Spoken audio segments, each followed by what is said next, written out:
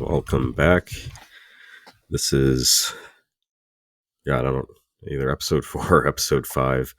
Um, New Year, better identities.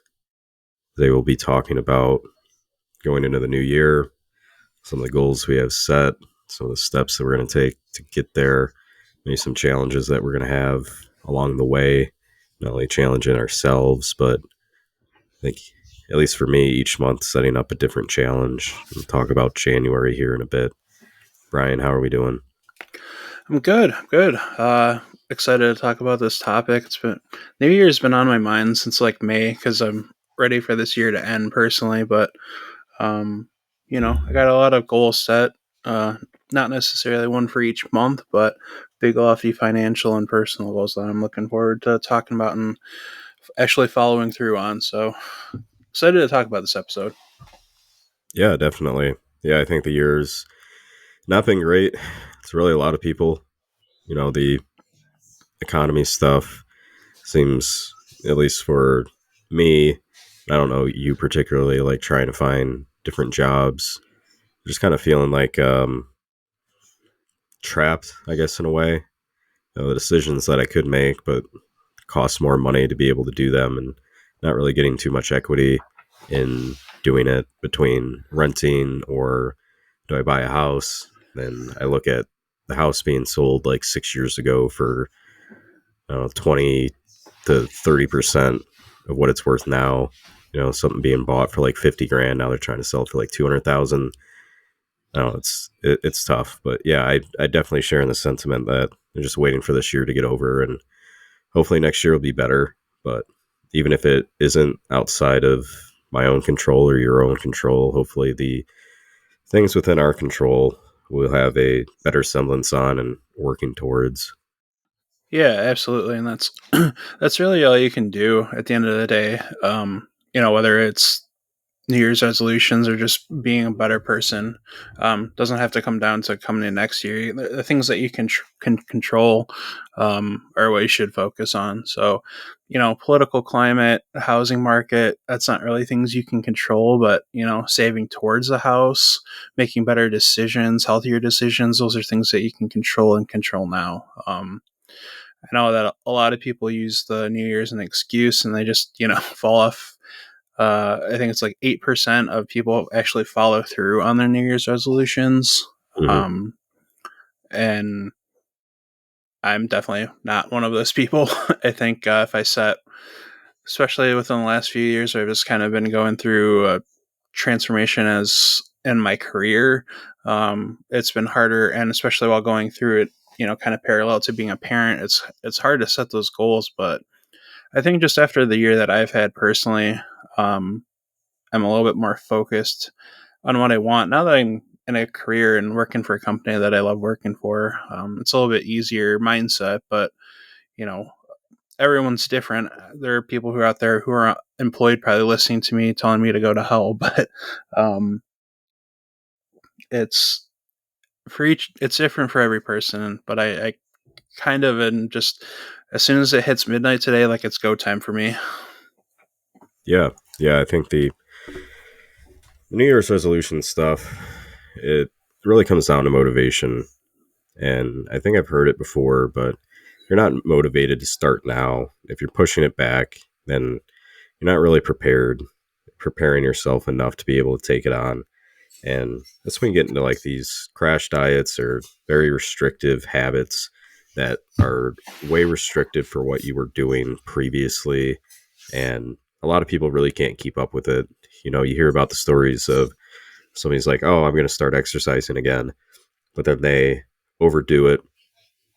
And within 3 days, they're too sore to go to the gym again. And they put it off until they feel better again. And maybe they'll show up like one or two more times. But it really comes down to my own issue as far as scheduling and making use of my time, because we only have so much time to be able to do things every day, and I enjoy having time not having to do anything, but it's kind of detrimental to me when I do have that time. And I think the just working from home has worked against me in a lot of ways. I felt like I was more productive when I was in an office and came home, and I I just felt like I did more. Like there was something about going outside of the house that got me to do more.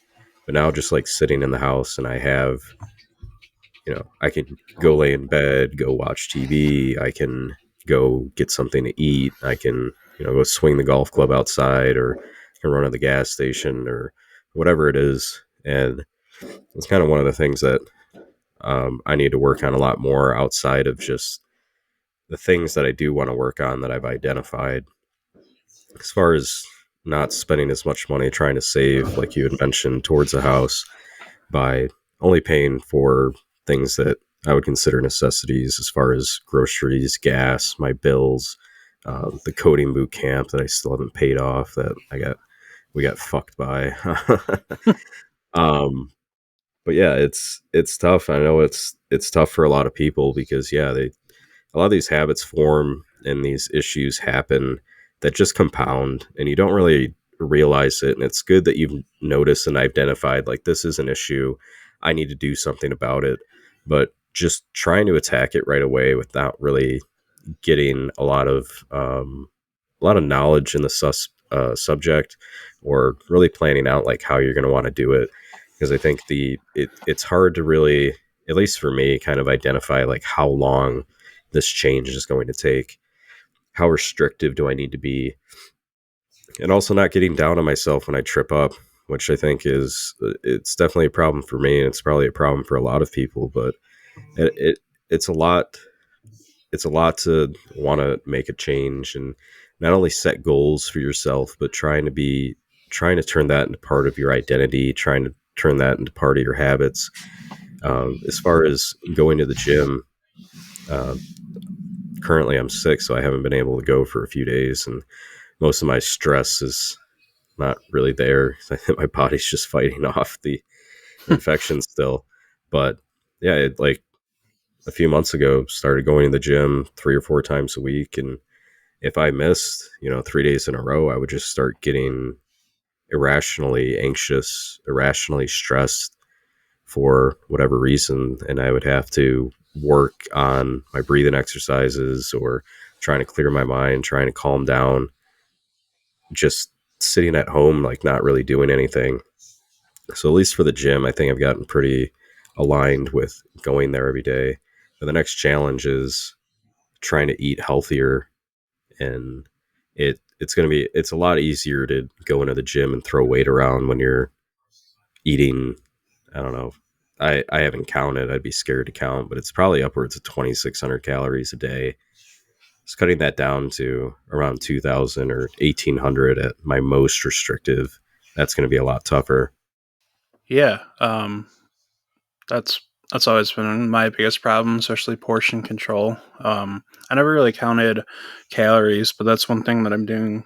I'm gonna kind of start focusing on in the new year is kind of because I did keto before the pandemic in 2018 to 2019, and like you were talking about with these restrictive diets. Yeah, I mean, I lost 120 pounds in that 10 to year month frame. But then unfortunately the pandemic happened and I gained all of that weight back minus 5 pounds. So it was kind of like taking the long way to losing 5 pounds. But with those restrictive diets, it's like, yeah, you lose weight quickly, but you're going to um, gain it back twice as fast as you took it off. So, um, I've read a lot into like caloric deficits and or just counting calories is way more helpful anyway. You can still eat closer to what you probably normally would. Obviously, you want to cut out certain things. I mean, kind of just broadly of like bread, pasta, and rice.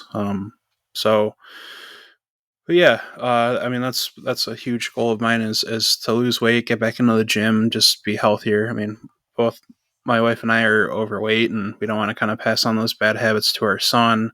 So we have to set the example now, especially while he's so young. That and I'm not a spring chicken. I'm 36 years old. I haven't been to my main primary care physician in probably almost 3 years. I've just gone through specialists if I've needed something specific, like an allergist or I forget what I think it's a pulmonary doctor does your asthma or anyway, getting away from it. I've always gone to see a specialist rather than just go to my PCP. So I'm going to be focused on that, focus on getting back and getting a bunch of blood work done and getting myself back on track mentally and physically because like you were saying with your diet, or not going to the gym is kind of causing you to have like become anxious or have negative feelings. Well, for me it's been diet and just drinking too much caffeine. Like I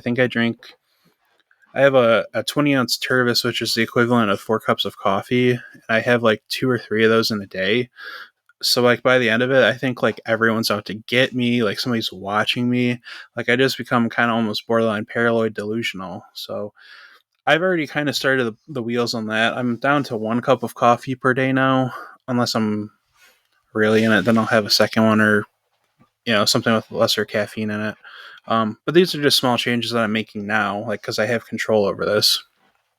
So I want to kind of snowball that into my diet and actually going back to the gym. And my wife owns a cafe who has a partnership with the gym. I don't even take advantage of that. It's just simple as going again half-mile, putting my shoes on, and going to work. But I just, for whatever reason, I just kind of this circular logic of drinking too much caffeine, getting paranoid, never feel like I kind of like amounting enough, and then just never just I find every excuse to just like not go. But I've got to change that. If it's not for me, it's for my son and not like my next generation, basically. Yeah. Excuse me. Yeah, the gym, the New Year's resolutioners at the gym. Normally, I don't like the touristy stuff like New Year's Eve. I'm not going out and doing anything because I hate crowds. Like the day before, the bar night before Thanksgiving, hate it. Any one of those like big nights, you're like going to be out with a crowd. But the gym is one of the places that I think, at least if there's more people there, like trying to better themselves, I can kind of get around it.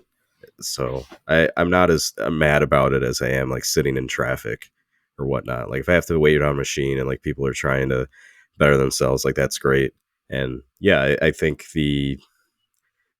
I don't know the certain statistic, but it's got to be mass majority of people just don't exercise or go to the gym. And it's definitely one of the things that kind of falls by the wayside.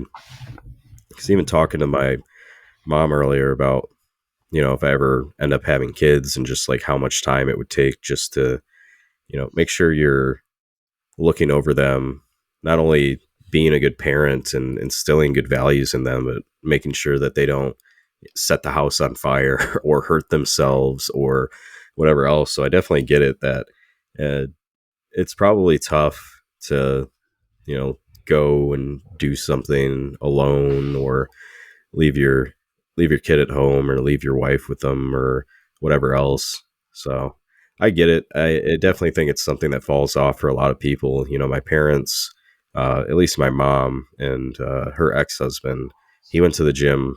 He had a New Year's resolution, went to the gym like twice a few years ago, and just never went again. It's a very hard habit to keep up with, especially considering the time commitment. But that's why the only way I've been able to do it without having many more responsibilities is that I join a health fitness club, and I like doing the sauna. I like doing the steam room. I like that I can get in, get a good sweat going, running or on the machine, sauna, steam room, and being able to shower there as well. And having access to a pool and a hot tub is just so much better than just going to your average gym and you just work out. And I know Planet Fitness has showers, and I've gone there and showered before in that, but there's just so much more to it, and you really feel more of like a community sense of being in a locker room and being around other people and people that just want to talk your ear off. But it makes for a funny story a lot of the times coming around. So that's what I hope people look at and realize in trying to set these goals, trying to become a better version of yourself. It your mind, your body, they work against you so much. If you're trying to change your diet, anytime I try to change mine, I'll feel sick for a couple days, or going to the gym and getting too sore. Like, if you miss the gym one day and you said you were going to go, like, you can't get too down on yourself, because maybe if you did go, or sometimes you go and you overdo it and you're too sore and you have to miss the next day, like, it's okay. You're learning, you're realizing these things. But yeah, a lot of the work comes with just getting up and doing it. And if you do it and it doesn't work out that way, then you just have to readjust and try it again. And I hope that, at least, kind of talking to myself, giving myself here advice too, like positive self talk. But I think other people can probably reconcile with that fact as well. Because shame doesn't lead to change in many cases. So, like, hoping to stay upbeat myself. If I fall back a little bit, then just work at not trying to get like 2 days in a row that I'm off what I set out to do. Yeah. um, I I can't. I personally can't do self affirmations. Uh, I it's maybe it's a self You is esteem. kind, you is smart, you is Yes, important. I was gonna say I can't quote them without sounding like that or like Stuart Smalley from SNL, Al Franken's character. He's like, I'm good enough, I'm smart enough, and doggone it, people like me. The Help is just such a good movie too. Yeah. Isn't wasn't that where like what's her name's kind of like taken off point for her Just career? Jessica Chastain, No. or God, what's the Oh yeah. Um. Oh, Viola Davis. Okay. No. Uh. Maybe. Octavia Spencer? I don't know really. I mean, everyone was great in it. I think they all went on to do a lot more after that. It kind of Yeah. doesn't help that you have Chastain and Bryce Dallas Howard in there, and Emma Stone. But And it's luckily, just they all had different hair colors, I think, so maybe it was easier to tell them apart. But most of the time, I have an issue. right. And Sissy Spacek, a little bit more throwback. Yeah, this was. I haven't seen this movie in a long time, but I'll add it to my list. But yeah. Anyway. If self affirmations work for you, then go for it. Personally, again, I kind of just like get maybe caught up in them, in my own head on them, and just turn it into a funny rather than what it's actually supposed to do, make you feel better and positive. Um, but yeah, I think it's definitely about mindset though. You have to have the focus, and I had my end of the year review a couple weeks ago. I got a raise, so that's cool. Hell yeah, For my new job, and one of the some of the feedback that my boss had, and we kind of agreed to it, was like my time management at work. It's just I'm a little bit behind on some projects just because I'm being reacquainted with being on the data side of tech. I spent the last almost a year and a half and doing coding, so that's kind of where my mind automatically goes and wants to go. Um, so worrying about data models, worrying about attention to detail. These are all kind of things that I've had to take slower, and unfortunately, I've just fallen behind on my own things. But um, now that it's been verbalized to me, and that I have that feedback, now I can change my mindset. Now I can kind of get that snowball effect going of what's like the low hanging fruit that I can get done now, or you know, how long you're asking a coworker, like, if you were to do this, how long do you think it would take you? And, kind of use that as like gauging certain things. So, I need to not only do that at work. I also need to do that in my personal life and kind of just like, use even if it's Google Calendar just to carve out time in your schedule. Um, just micromanage your own day a bit, but not make it so overwhelming. So, Yeah, but yeah, or whatever app, whatever. If you want to write it down in a journal, because again, I don't know the percentages, but I do know that if you write things down, you'll remember it better. Something we've kind of gotten away with typing and voice to text. So, yeah. uh, I have alarms set on my phone, but it's more towards like later on into the night, just like vibrate. And the first one's kind of like a decompress type thing, around 9 o'clock to just start like maybe doing some slower breathing, a little bit of mindfulness. I've honestly, meditation is. I wish I could get to this point. I think they're lying about like the sense of nirvana or seeing like the astral plane or whatever the fuck it is. But I have gotten, I've gotten close to like a good sense of relaxation meditating, and I wish I could commit more time to it. But it's for me, it's really tough, and that's probably something else that might be a goal I set for February at least. Like meditate for a certain amount of time each day. But yeah, time management, I'm not one to talk about with that because I'm terrible with it too. But at least with my job, I have, I'm not motivated to really do anything because I'm not incentivized to do more. And I really think it is not only negatively affected my life. Again, to the people that are unemployed out there, I'm sorry. I hope you find a job soon.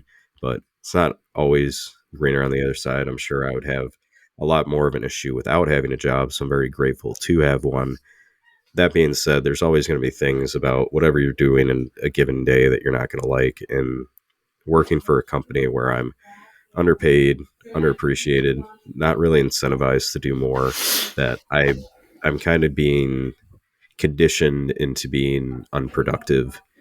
And I think that's really affected other aspects of my life. So trying to find other ways to do do things outside of work that are productive, as far as the gym, as far as trying to get these painting contracts or slight contractor contracts of doing carpet or whatever it is. Like I really need to be doing something. And one of the things I realized is if I'm not doing anything, then I just kind of push things off.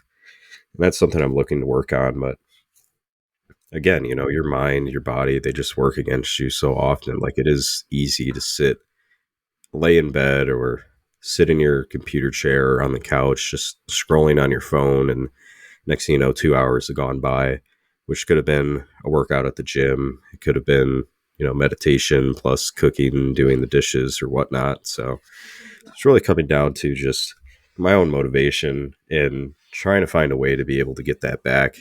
And I think the issue and the like blockage, like I think a lot of people can kind of realize that they have a problem in doing something, but there's only so much time in a day and they can't really commit to what they want to do or like knowing what it's going to take to get there, because the journey is like the hardest part. Like it's very easy, and actually did a study on this, and it's been studied in psychology in recent years. But the idea of daydreaming, that's kind of lifts people's motivation. And I think the theory is that imagine your ideal self, rich, ripped, having, whatever you dream of. It kind of relaxes you to a point where you lose that sense of motivation and working that it takes to get there, because you don't associate all the work that it takes to get to a point like that. You just imagine what it would be like to be that person. And I think social media is really skew people's minds in that, because we really only see like the best of people if they're on vacation or if they just got engaged or just bought a house. We're not, unless we're friends with them, we don't really know the struggles that they deal with every day, the work that it's taken them to get to that point, the money they had to save to get a house or plan for a wedding or be able to go on vacation or anything. So just really, I need to educate myself a lot more on, what it takes to have a good diet, what it takes to have better time management. And really, it's a lot of trial and error, like we had talked about, trying to find a way that works well with you, because we all have different personality traits. And yeah, maybe writing things down works for you, maybe alarms work for you, or what have you. But yeah, it's just like you got to keep going, you got to keep trying.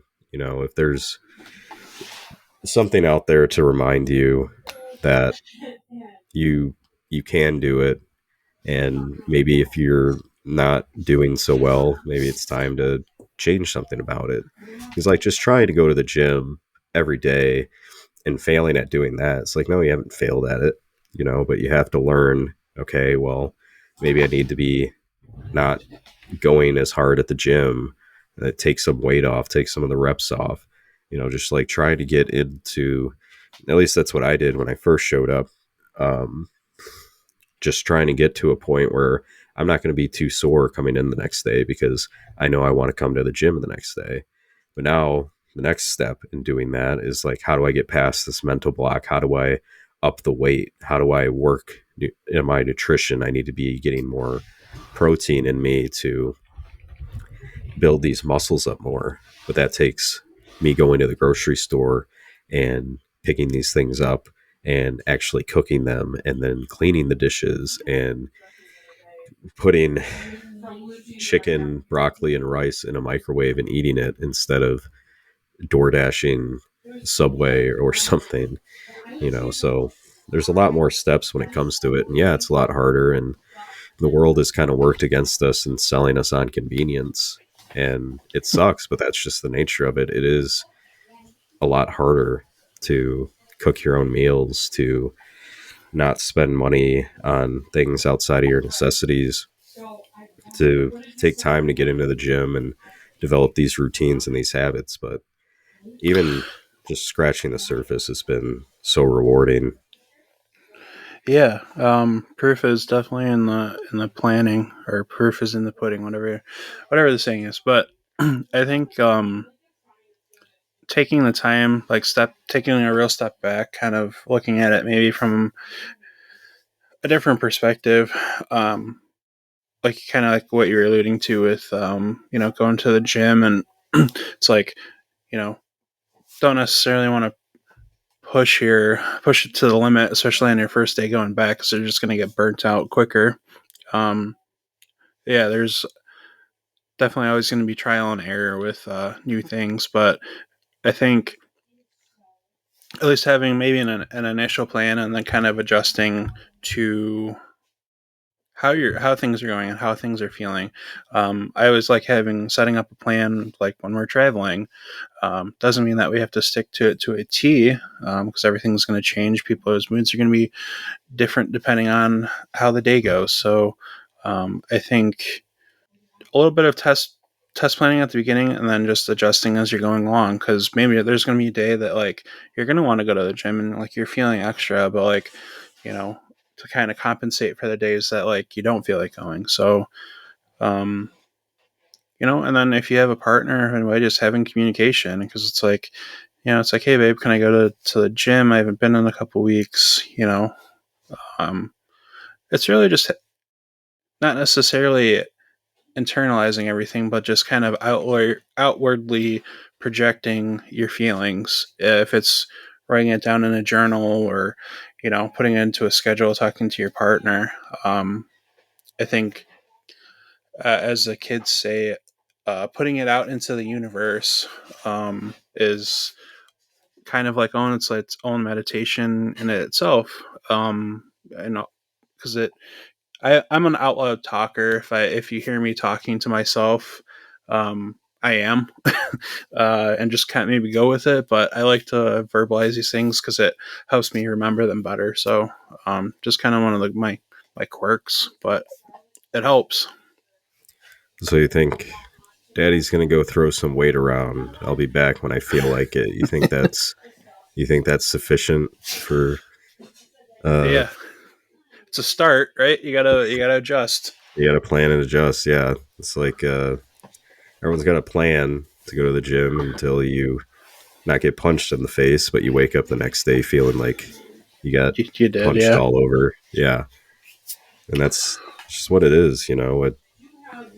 It takes time. It takes patience. It takes mental fortitude not only to get up and do it, but to be able to stick with it and understand these things. And I'm speaking this out in the world, but also kind of like speaking it to myself as well, because yeah, like you're not going to be 100% perfect all the time. And all these people that are able to do these things, like, yeah, it sucks. But the more you ingrain it into your daily life to do these things, and sometimes it just becomes second nature, but it's really easy to fall off of it. I mean, we always have these roadblocks, me getting sick, or, maybe you go on vacation and it's harder to get back into these habits, or maybe something else, that happens.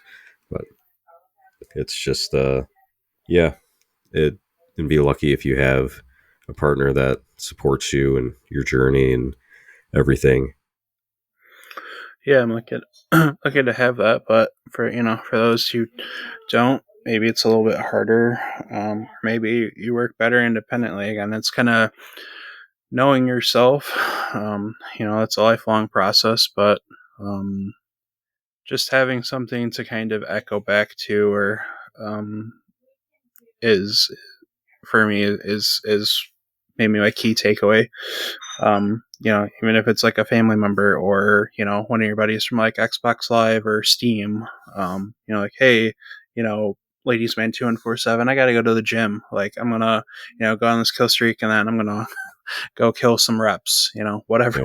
Watch me dab on these puds, and then I'm gonna go pick things up and put them down. I'll be back. Right. um yeah, I mean, that's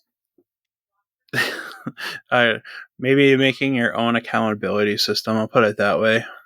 um Not even Shot accountability. collars. Yeah. See, yeah, we need we're that's one of our plans for the podcast. So we stop saying We definitely need to get that going. We are the knights that say We no, we are no longer the knights who say we are the Nika Ikabai Zui. Yeah, no, well, that's kind of like what I need, and that was the whole thing behind the boot camp too. So I tried teaching myself code, and it's hard when you can literally do anything on a computer. So if I had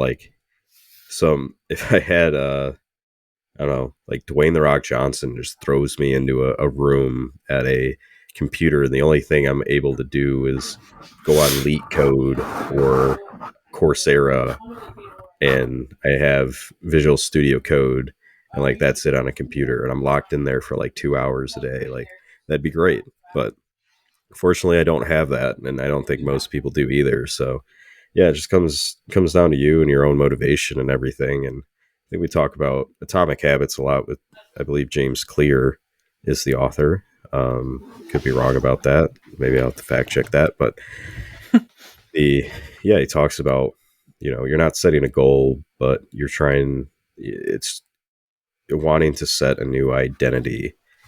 And I really like the story that he had about the British cycling team who got a new coach, and previously like they were terrible historically, but the coach just focused on like 1% trying to get better in certain ways, like better clothing, better nutrition, better bike chains, better tires, things that he would consider like that would make it 1% better, and that it stacks up, with interest and everything. So not only like trying to do something that's drastic right away and trying to get into these very crash type habits, but just taking things slowly at a time. And I think that's what I'm trying to do, at least with these challenges, to see, what did I deal with the most, and trying to do that. How can I adjust to make it better? So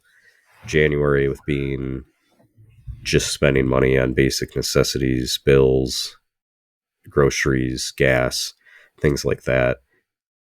Not not ordering out any food or going and doing. these things.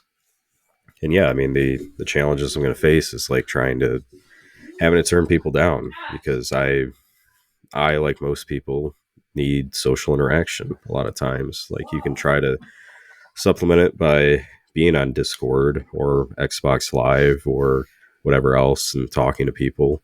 Maybe like trying to get a little too personal in the Google Meets at my job or something. Like just that I have some more social interaction, but you can't really excuse me. Can't really supplement it too much with like, hey, we're gonna go do this, or we're gonna go watch this movie, or we're gonna go to get something to eat here. And yeah, I mean it's gonna be tough, but that's just kind of the nature of something that I can control.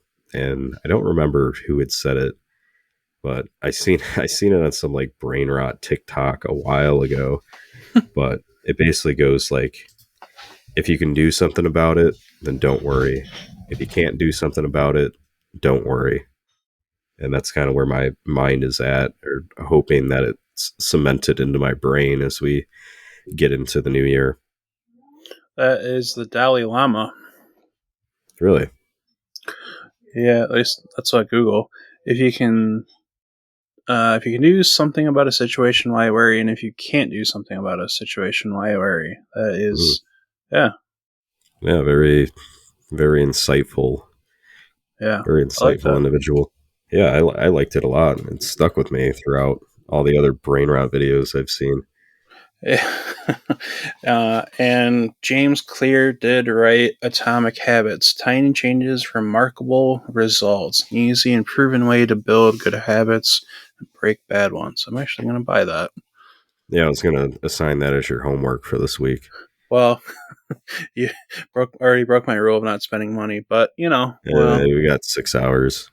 yeah, So yeah, let me visit Sky Mall real quick and just buy everything. yeah. So I get the scratch the itch. I'll just set the delivery date to each day of January. So I've cheated in a way. Right. But yeah, you were talking about what your like 12 denominations or something like that for the new year. Yeah, I wanted to lose 120 pounds this year. I don't know if my goal is to get to that.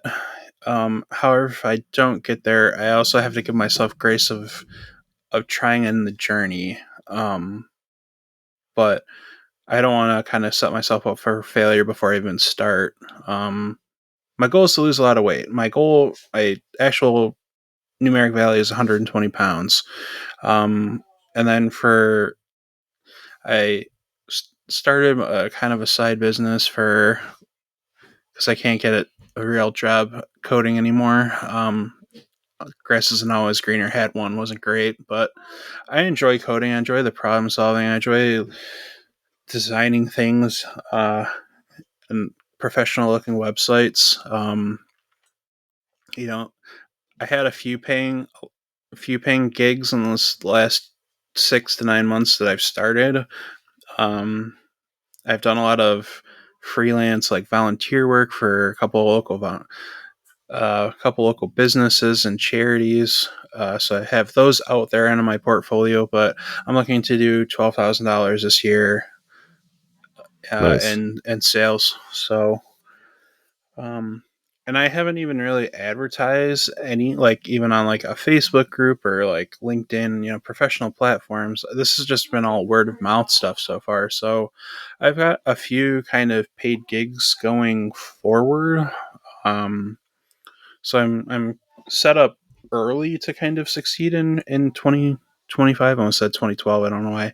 Uh, so I gotta start there and build that foundation and just keep that going because if I hit $12,000 way before my sale, I'm just gonna keep going. I'm like I'm not one and done. I'm pushing to exceed that sales goal. Yeah, nice. Yeah, I think it's good to have a specific goal in mind and then, plus or minus whatever that you like felt good about it. Because I think with business and even like losing weight, like we had talked about, there's certain roadblocks that come up that make something not as possible, but feeling good about the journey that you're on is, I think, more important than tracking things and like numerical values, but it's good to have that as like a guide or a reference, right? Yeah, absolutely. Because like you were talking about earlier, especially with social media, it's easy to see the end result of something, and kind of judge based on that. Um, you know, it's like reading The Lord of the Rings and going from the start in the Shire to the end where he just drops the ring in Mordor. That doesn't sound interesting at all. And then when you watch like the extended editions, now you got like the full story, the full universe building, and now you have more appreciation for that beginning and the end. So um, it's definitely good to have a goal, but you know, not always to be results driven. You want to be give yourself grace and time to figure it out, because I'm sure I'm going to stumble on, like, I know with I was working on Eric's website. I was just failed to check in. I told him I was going to do that, and I didn't do that. Like, he was understanding. Like, it wasn't like a big deal. Eric's a client, mutual friend of ours, or a client that's a friend of David's that I worked on a website. I completed it in 3 weeks. I said I would do it in two, but just time and communication, I didn't do that. But I'm learning from it, so I can take that into the new year and momentum of, like, okay, I failed at this. I need to, have that attention to detail and that time management, that I got in my one-on-one, and just use that and put that into my everyday life. You know, Yeah.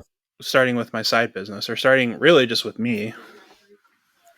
Yeah, I'm kind of like a terrible person when it comes to realizing when I can get away with things and being more lazy or extending, like, if I don't have to do something or I can push something back, like I'll try to like finagle a way to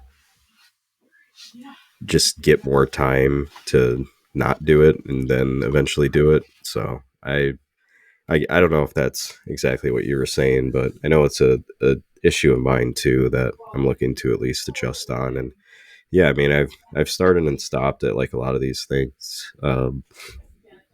Like journaling, I did for a little while, and yeah, just never really went back to it. But yeah, I mean, there's so many different roads, so many different paths. Even with like the Lord of the Rings, like some people think it's just a movie about walking or a trilogy about walking.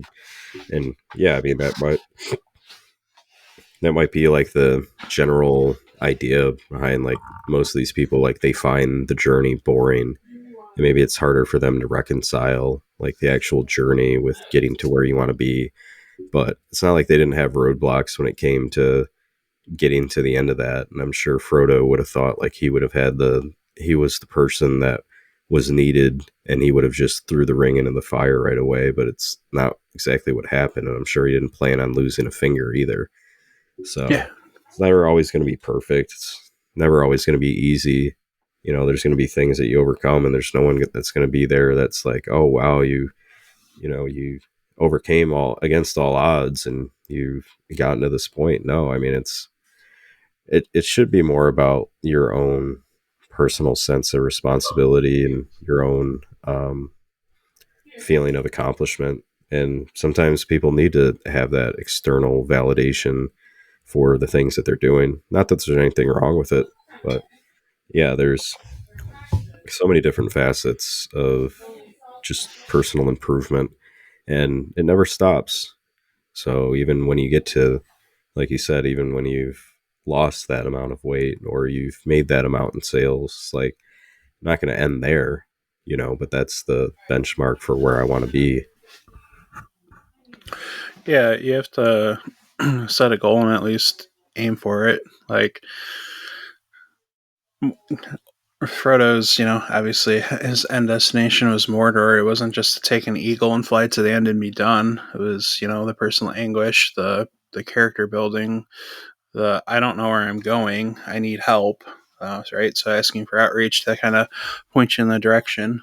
I know sometimes personally I'm like a wind up toy where I just keep going, and then eventually hit a wall and tip over. Sometimes maybe I'll need external help, um, to kind of correct things. But yeah, it's always about the journey.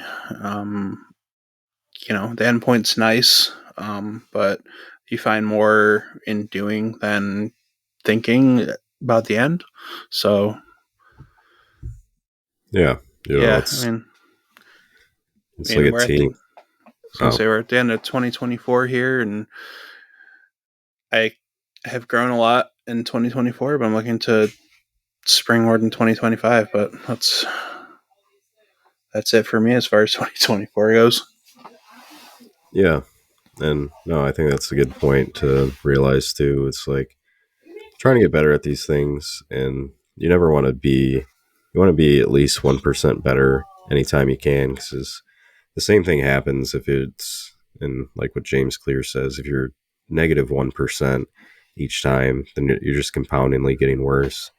But I think it's harder for people to look and realize about the things that they're able to accomplish, because I think our brains are just so negatively pilled to focus on like the negatives of what has happened to us, and it's harder to really look and see the positives and the how we've grown throughout this year.